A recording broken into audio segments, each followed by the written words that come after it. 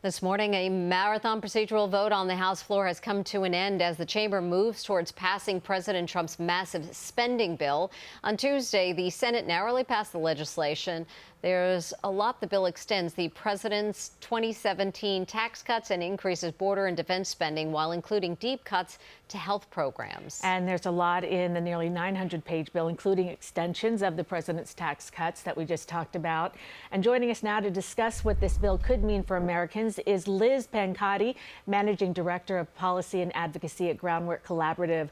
Liz, welcome. What would this bill mean for the average American's wallet, and who could gain or lose out? It really depends on kind of where in the income distribution you fall. For America's 20% of poorest families, this would end up actually costing them about $600 a year due to cuts to benefits like Medicaid and vital food assistance, SNAP. And instead, on the top end of that spectrum, it would give them nearly $118,000 a year to the top 0.1%.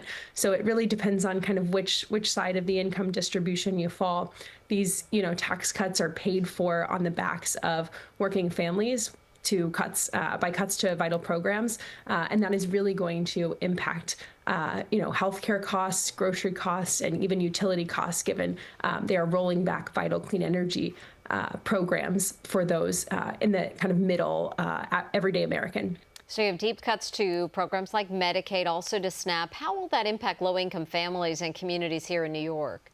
It will really drive up their costs. In just New York alone, nearly 2 million people are at risk of losing Medicaid coverage. Another 70,000 are at risk of losing ACA, Obamacare marketplace policies, and 1.7 million are at risk of losing SNAP benefits, vital food assistance that helps them afford their groceries. In addition to those programs that help, people access life-saving food and healthcare, electricity prices are expected to rise by about 4% in the next few years as a result of this bill. And Liz, the bill would make Trump's 2017 tax cuts permanent and add breaks for tips and overtime. So how will that impact everyday workers? They've made sure to make those extensions of the 2017 tax cuts for the wealthy permanent. So something like the estate tax exemption, for example, will be up to $30 million for inheritances from the wealthiest people. But those more populist tax policies that are intended purportedly to help those at the bottom, like no tax on tips and no tax on overtime, really come with a lot of rules around them, and they are temporary. They only last for a couple of years. So, for example, no tax on tips applies to the first $25,000 in income. If you're a waitress in the Bronx, you're probably earning more than that if you're subsisting off of just tips, and they've made sure to make those temporary. So we'll be right back in this situation in a couple of years with Congress forced to make a decision about extending them. How will it impact state governments and their budgets getting less federal support? That'll mean that they'll have to put more money in.